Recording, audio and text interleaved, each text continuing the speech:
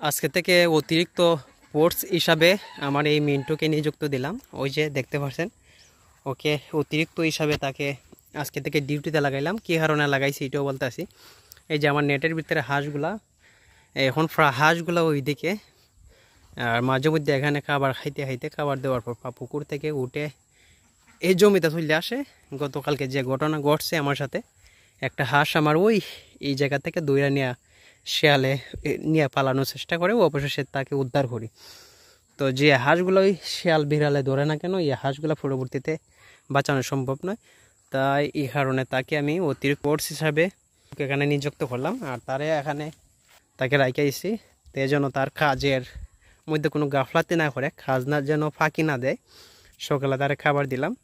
অন্যদিকে ওই যে হাঁসগুলা কালকের শেয়ালের বয়ে আজকে তারা এইদিকে যাচ্ছে না, পুকুরও নামছে না, অনেকটাই তারা ভিতরে ভিতরে বয়ে আছে।